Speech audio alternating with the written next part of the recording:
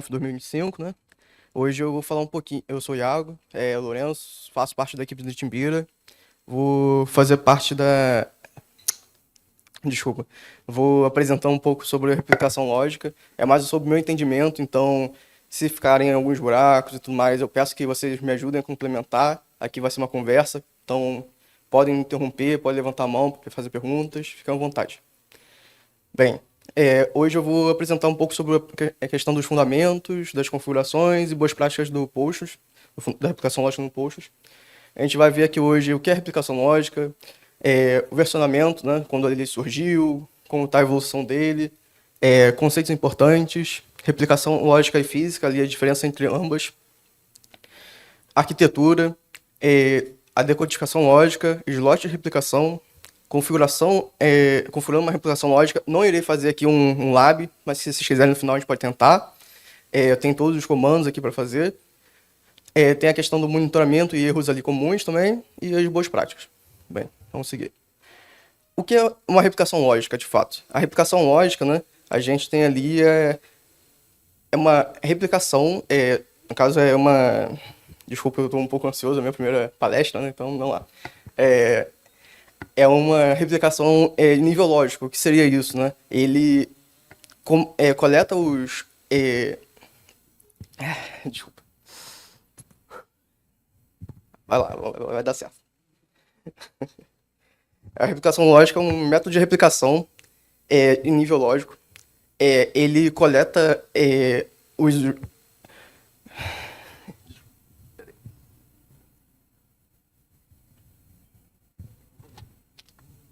Vamos lá. Vamos lá. Então, recomeçando tudo. A replicação lógica é uma replicação em nível lógico, diferente da física. Ela replica apenas DML. O que seria isso, né? Insert, update, delete. Diferente da replicação física, que faz ali a replicação completa das tabelas, da estrutura, né? Ele replica apenas alterações nas tabelas, que no caso seriam os inserts, update, delete.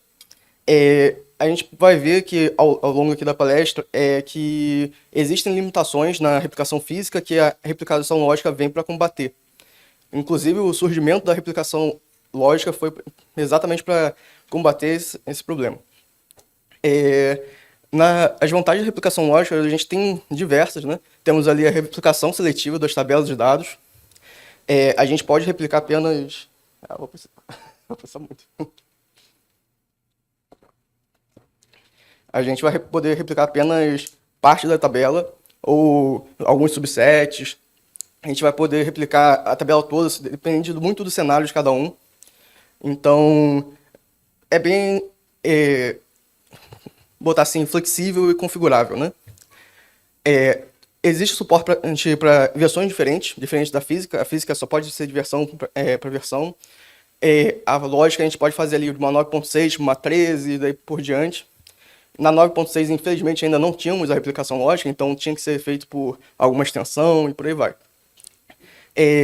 Integração entre múltiplos sistemas, aí a gente pode fazer entre diversos bancos de dados, a gente pode fazer migrações, é muito utilizado para migrações também. Temos a questão da replicação em cascata e múltiplos assinantes. Isso é uma coisa interessante se pensar, porque nós temos o banco principal, a gente pode migrar tabelas para alguns bancos e para outros, dependendo do que a aplicação for fazer. Se a gente precisa olhar para uma tabela específica, não precisa replicar o banco todo. Então, isso pode ser interessante para o contexto de cada cliente, né? Tipo, preciso de uma tabela específica, a gente vai ali, só precisa de acesso dessa tabela, então não precisa replicar o banco todo, porque às vezes o banco é muito grande, então não vai precisar ter tanto gasto com infraestrutura. A melhor controle de segurança e acesso também, né? Melhor desempenho com as réplicas somente de leitura. Isso é uma coisa que acontece bastante, o pessoal confunde bastante, achando que vai poder ter escrita de leitura, e pelo meu entendimento, vai ser só leitura, no geral. Então, aquela réplica vai ficar... Você pode botar mais leitura naquela réplica, né? Deixar uma réplica mais para leitura do que qualquer coisa. Então, é bom sempre... Assim, a gente fala sempre que é bom ter um servidor stand-by, né? Também, ali para qualquer problema, a gente poder ter recuperação e deixar uma para réplica só para leitura mesmo, porque aí cargas como BI, essas coisas podem rodar separadamente. Facilita os testes paralelos, validações e compatível com diferentes plataformas, né, que eu já falei. Pode usar em nuvem, pode usar em server on-premise e por aí vai.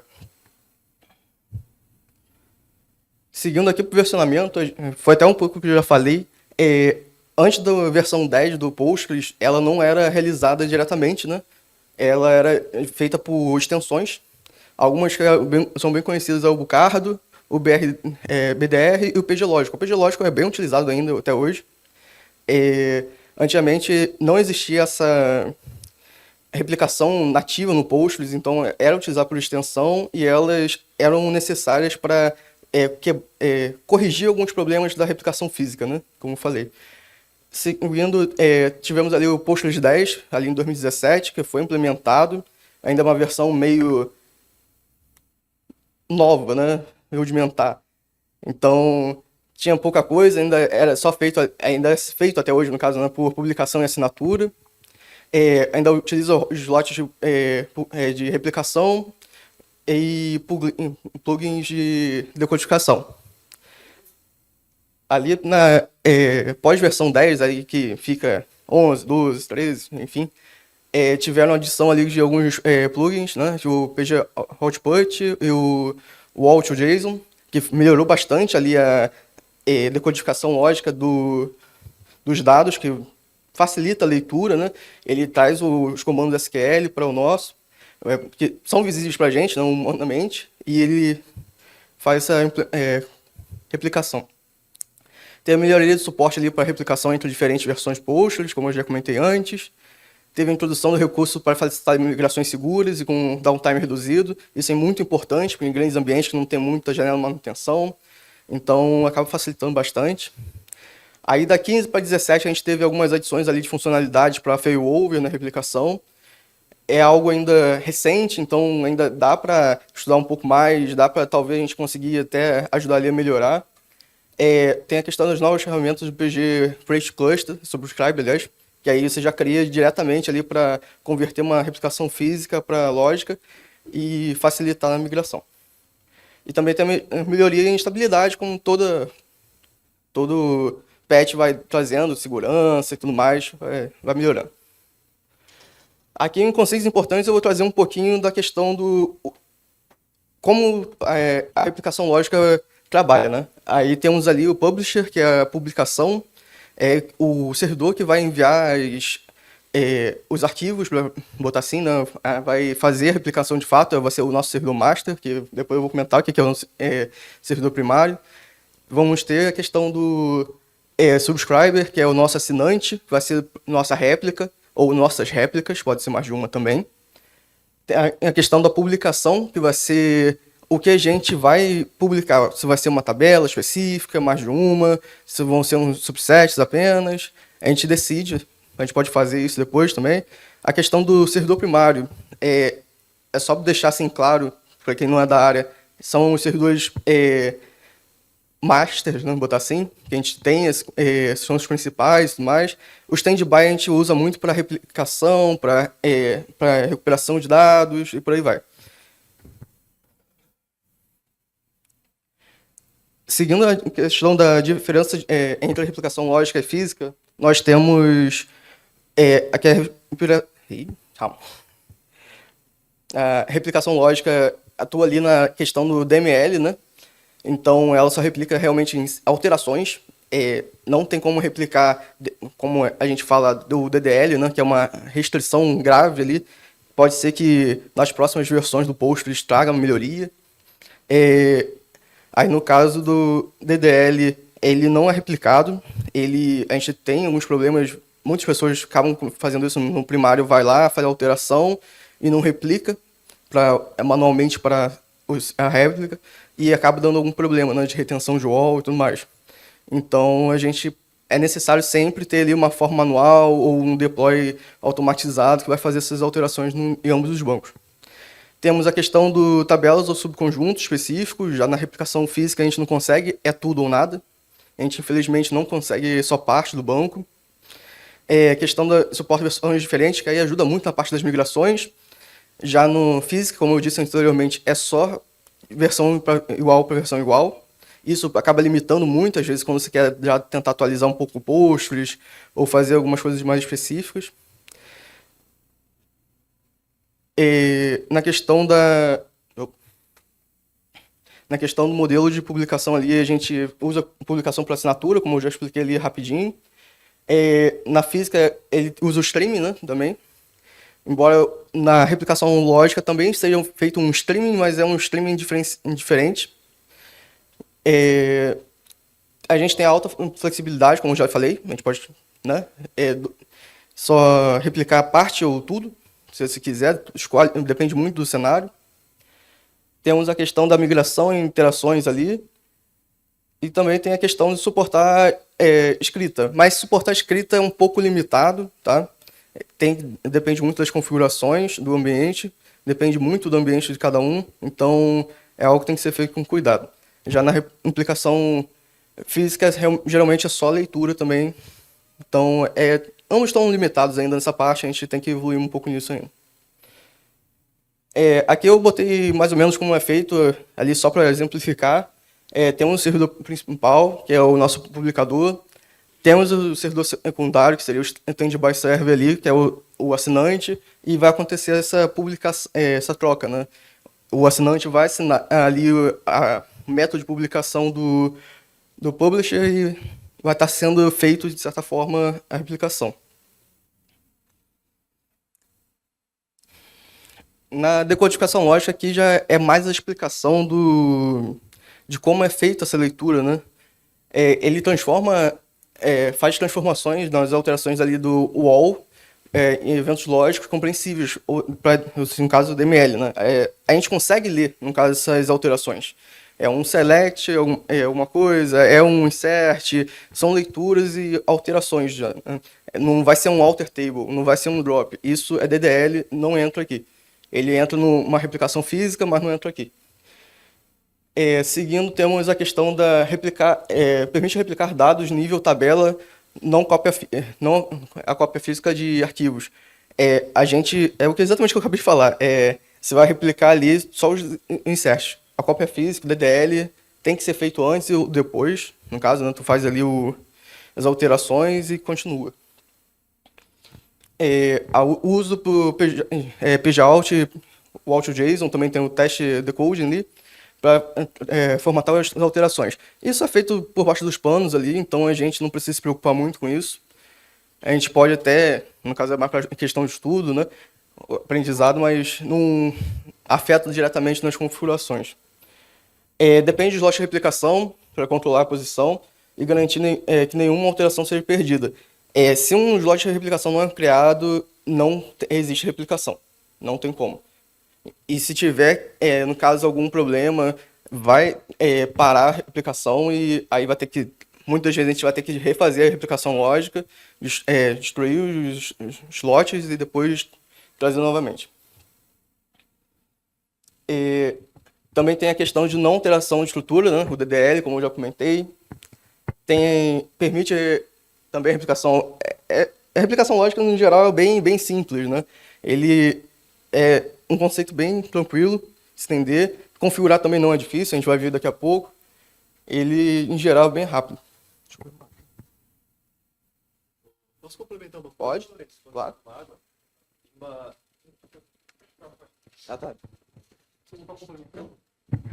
Eu não sei se você vai trazer, mas tem um ponto aí também dos plugins que você trouxe, né? O legal é que já vem aqueles plugins, mas se você tiver uma necessidade particular que precisa criar, o Postgres é extensível que permite criar o teu plugin próprio de replicação. Então, essa decodificação, sendo que já tem pronto, você pode criar o teu, porque de repente você quer transferir o teu dado já para um outro destino que tem um formato específico de dado, né? Então, o plugin, não sei se você vai trazer isso, mas não ia trazer, mas uma coisa da decodificação é que esse termo, né, é que você daí decodifica. Então, você tem os plugins prontos, mas às vezes você não quer converter para JSON e não quer ler o teste output, porque o output ele é um formato texto. Texto plano, né? Aí você quer criar um formato assim, eu tenho uma necessidade muito específica porque eu quero fazer uma replicação lógica intercontinental e eu preciso sei lá, de uma coisa assim muito rápida. Aí você quer criar um formato binário, compactado, aí você pode criar o teu plugin também de decodificação lógica também. Então, isso é uma vantagem também que pode ser adicionada, né? Perfeito, perfeito.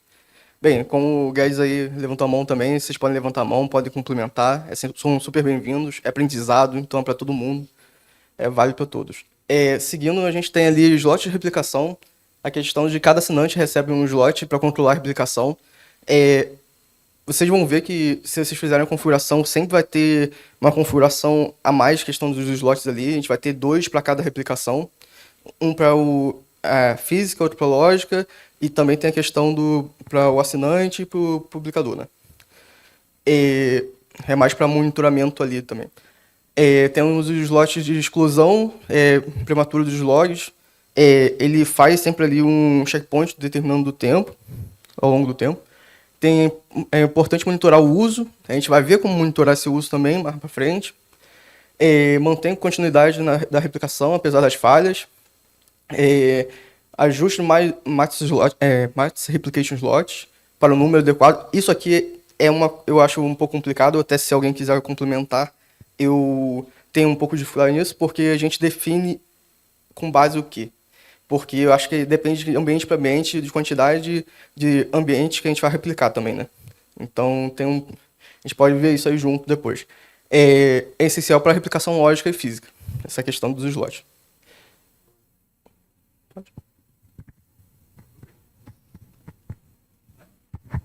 Você falou do Max Replication Slots, né? No caso da replicação lógica, se eu não me engano, ele tem um parâmetro também específico, né? Max ou Logical Replication Slots, isso no caso.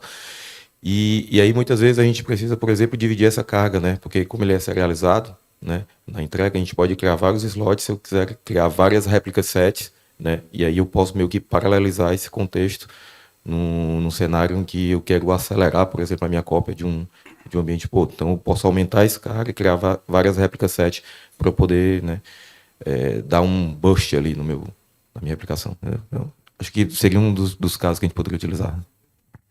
Bem, perfeito.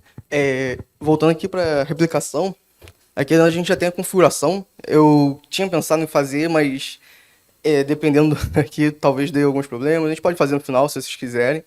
Mas aqui, nossos pré-requisitos seriam ter ali o Postgres instalado e configurado em ambos os servidores. Não precisam ser da mesma versão. Se quiséssemos, poderiam fazer de versões diferentes também, até para ver. A comunicação entre rede aberta, como se for aqui ia ser no mesmo cluster, né? No mesmo ambiente, ia ser localhost, não ia ter esse problema. Mas eu tenho que ter a permissão ali de abrir o endereço para receber em todos. Tem a questão também do PGHBA. A gente vai ver tudo isso aí agora. Seguindo aqui, a gente tem as configurações de servidor primário, do publisher. Tem como configurar ali o wall de replicação lógica. Aí a gente dá um auto system set. A gente prefere não fazer essa alteração no arquivo diretamente. Isso é até uma coisa nossa. É mais seguro, para não afetar outros... não correr o corrompimento ali do arquivo, alguma coisa, ou alguma configuração errada. Então, a gente manda sempre o auto system set, ou o level lógico, para tornar a replicação lógica. Ajustar o número máximo de conexões ali. Normal é desabilitado a 0, o default é o 10. Ali eu botei 5 porque eu estava fazendo um ambiente de testes e tudo mais. Seguindo aqui, a gente tem a questão do tempo de retenção dos logs ali. Isso aqui vai depender do tamanho do seu banco, tá? No caso, meu banco é pequenininho, não precisa de muita coisa, então eu botei 512 MB mesmo.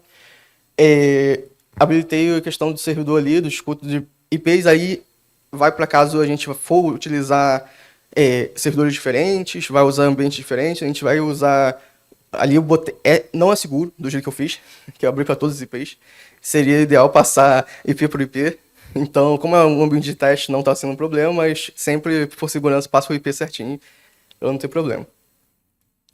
Aí a questão de alguns comandos ali, tipo, de reiniciar o banco, né? A gente precisa aplicar essas configurações que a gente fez. Em sequência, eu já botei ali como fazer as alterações no banco. A gente vai dar autorização ao replicator, que vai ser nosso usuário, que a gente vai criar mais à frente também, que vai ser nosso usuário de replicação. É bom a gente deixar sempre um usuário de replicação para fazer a replicação apenas, para não ficar usando posters ou outro usuário nominal. Ali eu passei, no caso, o método de acesso MD5. Isso tem que ser configurado no servidor. Vai ficar sem ali ainda exposta no ambiente, mas acho que é menos mal do que deixar trust, né? E deixar aberto para tudo. E aqui, seguindo, a gente tem a criação do usuário. Eu botei ali encriptado com senha. Aí a senha a gente pode botar a senha que a gente quiser. Essa senha vai ficar salva no banco ainda, mas não vai ficar tão visível assim, né? Seguindo, nós temos a questão da criação da publicação para tabelas, né? No caso, para uma tabela específica. A gente pode botar para todas as tabelas também, que tem exatamente embaixo. Aqui está a questão de todas as tabelas e aqui está a questão por uma tabela específica ou para tabelas específicas. Também temos como adicionar uma publicação para uma tabela já criada, tá? Então, podemos fazer vários ajustes aí ao longo do tempo. Seguindo aqui, a gente tem a configuração lá no assinante, no subscriber, que aqui já é a questão do que a gente vai configurar, como vai configurar o nosso DDL, né? Que a gente não tenha, como a gente não tenha como passar, né, diretamente pela replicação, a gente precisa fazer um pgdump e colocar lá para depois, quando começar a replicação, os dados serem transferidos. Aí eu botei um comando todo aqui, que é o host, o usuário, o nome do banco, o nome da tabela específica, caso seja questão, passa apenas o esquema e a tabela.esquema para um arquivo que aí a gente consegue passar para o banco, né? Aqui é fazer uma cópia, no caso, né? Ainda teria que fazer, caso a inserção do dado. Aqui, seguindo, a gente tem que criar a assinatura no nosso subscriber, no caso. No caso, fazer a conexão com o subscriber. Ali tem a nossa minha assinatura, que a gente pode alterar o nome, botei um nome qualquer. O IP, caso fosse necessário, poderia ser o localhost, nesse caso. A porta do nosso servidor, aqui está 5432, mas se tiver mais de um, então pode ser outra porta, pode ser uma porta customizada. Temos o usuário replicator ali, que a gente criou anteriormente. A senha segura, que não é bom botar, mas está ali também. O dbname e o método de publicação, que está ali. Aí, em sequência, a gente tem ali como verificar, né? A gente faz ali uma replicação, dá um select na minha tabela. No primeiro momento, a gente não fez nenhuma alteração, então ele não teve replicação. Ele vai aparecer zerado. Quando a gente fizer uma inserção do dado lá no ambiente primário, vai ser replicado para o secundário, e aí depois do checkpoint vai ser atualizado e tudo vai estar lá, certinho. Bem, assim a gente espera que esteja certinho, né? No final das contas. Se não tiver, a gente fez alguma coisa errada no caminho. Questão do monitoramento ali, nós temos a questão de como monitorar em cada ambiente. A gente já tem algumas views dentro do próprio Postgres ali, a gente não precisa ter que criar alguma coisa nova nem nada, é só no máximo dar um create ali rapidinho, né? Se caso não tenha instalado ainda, não tenha criado não tenha instalado não esteja presente ali a view. Aí temos o PG Stat Replicator, o PG Replication Slots, o PG Publication Tables, no Publisher apenas. Já no Subscribe tem seus comandos específicos também. E seguindo para os erros comuns, né? Que já meio que dá o contraponto das boas práticas que a gente vai ouvir daqui a pouco. Que é a configuração incorreta dos parâmetros de wall. Dá muito problema isso. A gente encontra vários problemas com diversos clientes disso. É comum, todo mundo vai acabar passando em algum momento, mesmo sendo teste ou não, e pode ser em produção. Isso pode acabar acontecendo. Falha de criação dos slots e dos usos de replicação também, nos slots de replicação. Acaba se tornando um problema, a gente acaba tendo que refazer a replicação em diversos momentos. É uma forma ao meu ver, não tão interessante de resolver o problema, mas a gente acaba fazendo por ser mais rápido, às vezes até para não dar um time menor para o cliente.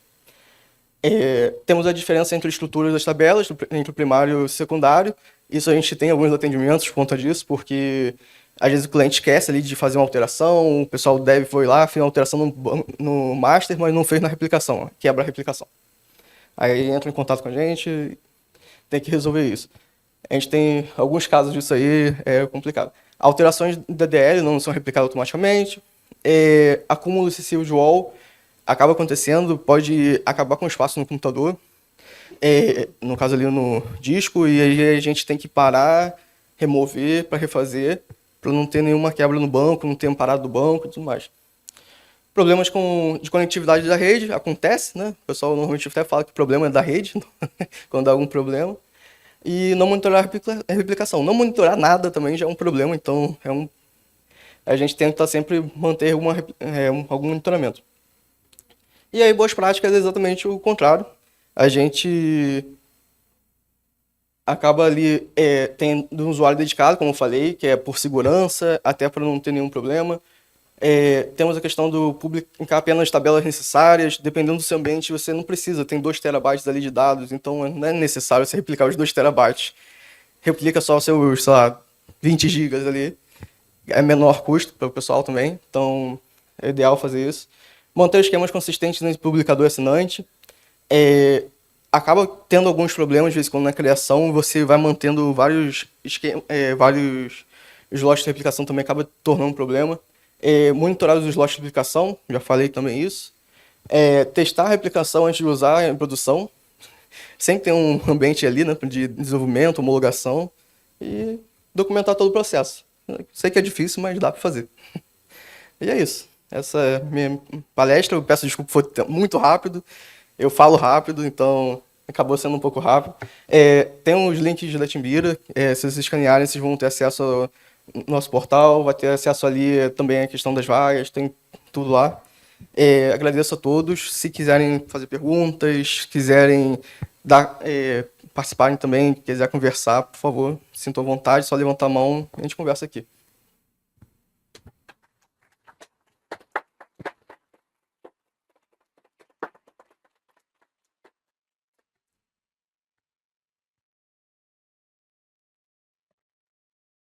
Fala, Iago. Tudo bem? Tudo bem. Parabéns pela palestra. Obrigado. Um pouco nervoso, mas bem. Queria te fazer uma pergunta. Manda. Se eu tenho uma replicação lógica, eu consigo promover ela a replicação física? Ela já existindo? Ou eu tenho que refazer e destruir tudo e criar tudo de novo? Isso é só uma dúvida. Uhum. E são 2 perguntas, tá? Tá. E a segunda pergunta é, quando eu tenho uma replicação lógica, o meu banco lógico, ele fica aberto, eu posso deixar as pessoas conectarem nele, marretarem ele, destruir objeto, criar objeto, ok? Tá. A primeira pergunta, eu vou, com base no meu conhecimento, eu acho que não. Não é possível fazer, é necessário recriar a replicação. E a segunda pergunta, não é bom deixar aberto. É bom deixar ali para fazer ele apenas leitura. Se fizer alteração, pode causar problema depois, não do master para a replicação, mas se um dia você tiver que, no caso, né, promover esse ambiente, pode causar problema com outras replicações lógicas. Então, eu penso que pode ser feito, pode ter alterações, mas o ideal seria botar apenas leitura sempre, até para talvez distribuir carga e tudo mais, deixar mais na replicação para leitura, pessoal lá do BI, pessoal por aí vai. Por fim, parabéns pela palestra. Obrigado. Um dos maiores medos do ser humano é falar em público, e hoje tu venceu ele. Parabéns, cara. Obrigado. A gente tem que começar antes de estar pronto mesmo. Se bota aí, porque não é parte técnica que tá faltando, não. Isso a gente já Obrigado. sabe.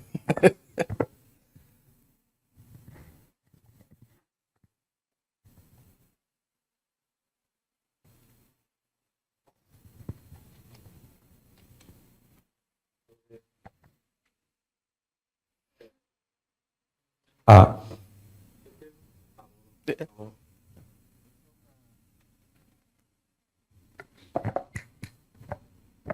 alô. Não, eu queria complementar ali que ele fez uma pergunta que é bem interessante, né? Se pode marretar o banco ali, né? E aí você trouxe isso ok, né? De não deixar a pessoa, deixar o banco mais tranquilo possível, sem mexer, né? Mas também pode proteger aquele esquema, só as tabelas da replicação, né? Deixar separado e criar um outro esquema que aí tem um usuário específico para marretar o banco, digamos assim. Porque daí você quer, de repente, usar a replicação, né? Você tem um banco A, um banco B e um banco C. Aí você trouxe o negócio do BI, né? Sim. O banco C é o teu BI. Aí, de repente, você tem lá o banco A tem um pouquinho dos dados que você precisa, o banco C um pouquinho que você precisa. Aí você pode ter um esquema aqui que recebe do A, um esquema que recebe do B, e o esquema que vai ser usado pelo C. Daí você pode criar uma view, por exemplo, né? Aí a view acessa o A e o B, mas o usuário não tem acesso. Então é legal porque você pode criar arquiteturas de movimentação de dados, né? Com a replicação lógica, mas eu acho que o cuidado aí nem é sobre a replicação lógica, é sobre como você organiza objetos no banco. Daí usar esquemas, usar o permissionamento, que daí já nem é inerente da replicação lógica, né? Mas aí realmente aí protege as tabelas da replicação lógica para que elas não sofram escrita, porque no fim isso gera conflito, né? Qual que é a verdade, né? É o dado que veio ou não, isso vai gerar conflito, né? Mas talvez o uso de esquemas e permissionamento pode complementar essa questão né, do banco. Perfeito, perfeito. Mais alguém?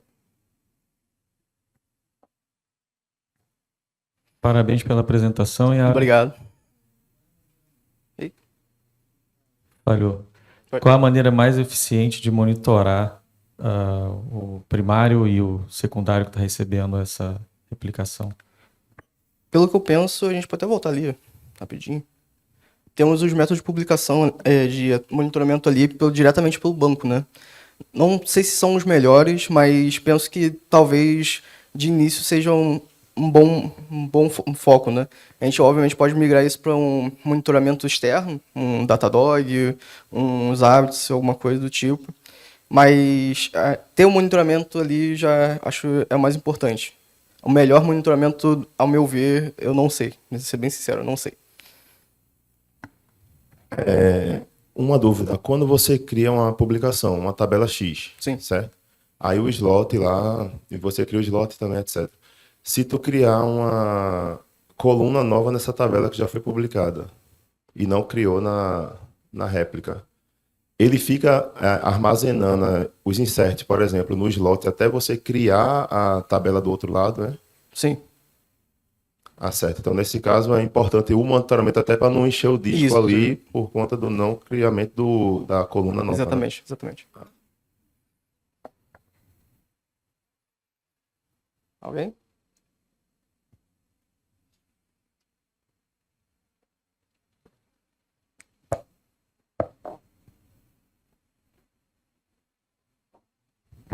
Alô? Parabéns, Iago. Obrigado. Muito boa palestra, tá? Cara, eu queria só complementar também. Eu acho que uma das coisas que é interessante nesse caso que tu falou é o versionamento. Sim, vamos voltar lá.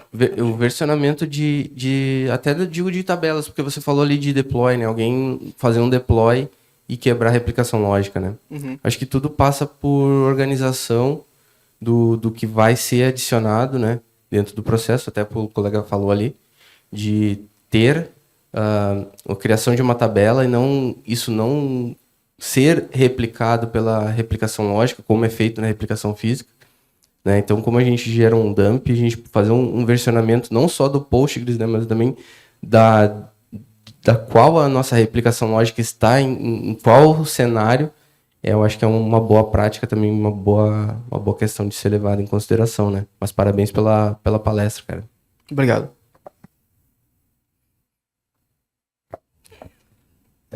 Agora minha pergunta é para ti, então parabéns pela Obrigado. palestra. E aí, Parou.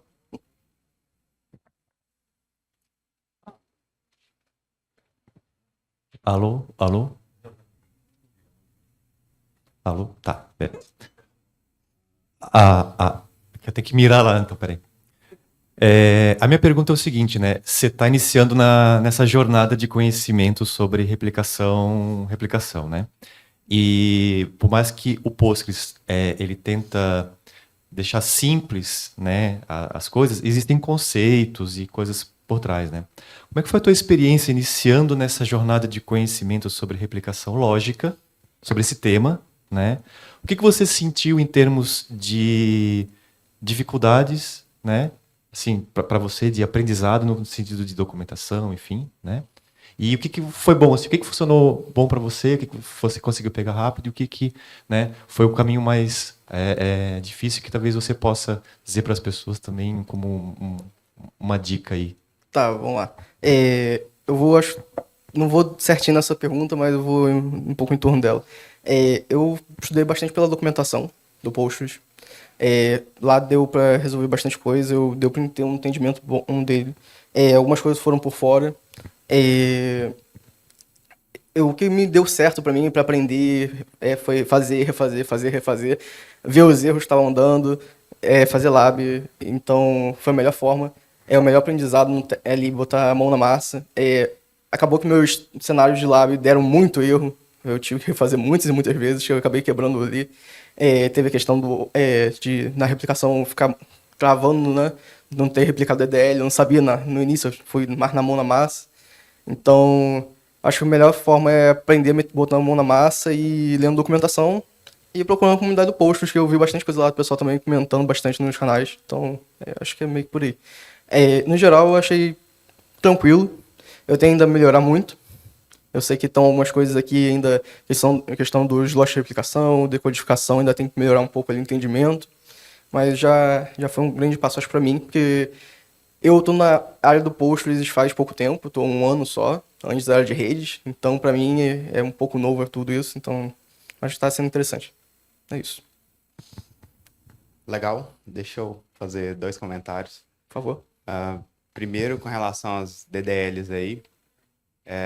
Claro, a gente não tem DDL hoje, mas a gente tem artifícios ali para a gente mitigar isso, entender ou mesmo bloquear, né? A gente tem as event triggers que você pode usar para não deixar ninguém executar DDL ou executar uma DDL com um determinado usuário. Então, pode ser implementado isso aí até que o Postgres tenha suporte a DDLs. Outra questão, o colega comentou ali sobre as colunas. Na verdade, a replicação ela vai quebrar, né? Ela vai ficar gerando um erro ali. Você pode olhar esse erro aí e notar que a replicação está fora, né? Então, sempre monitorar os slots. E bacana falar sobre o assunto, porque é um assunto que a galera tá usando bastante aí para fazer alguns deploys, principalmente onde você tem que extrair parte dos dados para poder processar em outros lugares. Bom, é isso. Obrigado. Muito obrigado. Bem, se ninguém tiver mais perguntas...